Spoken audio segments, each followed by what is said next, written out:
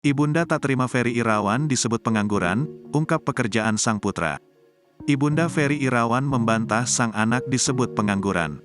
Di mana menurut pihak Vena Melinda, Ferry Irawan disebut tak memberikan nafkah beberapa bulan terakhir sebelum insiden KDRT. Hingga muncul kabar, Ferry Irawan dituding tidak memiliki penghasilan atau pengangguran. Terkait hal itu, Haryati menyampaikan bantahan dan terang-terangan membela sang putra.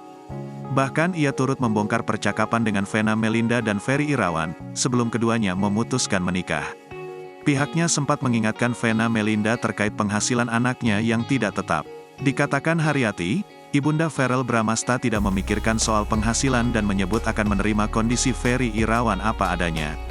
Waktu awal mau nikahkan saya udah bilang, Ferry itu tidak ada kerjaan, tidak ada penghasilan, Vena mau nggak terima Ferry, aku mau mami terima apa adanya, ucap Haryati.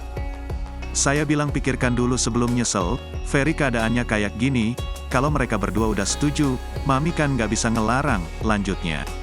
Meski tidak bekerja di luar, Ferry disebut selalu melakukan pekerjaan rumah. Seperti mengantar putrinya, Vania sekolah, beres-beres rumah, hingga pergi ke pasar membeli kebutuhan. Menurutnya, semua yang dilakukan oleh Ferry termasuk bekerja. Kalau suami istri nggak ada asisten rumah tangga kan ikut bantu-bantu, ngepel, cuci piring, ke pasar itu kerjaan Ferry, terangnya. Untuk itu, Haryati merasa tidak tega jika anaknya dituding tak memiliki pekerjaan.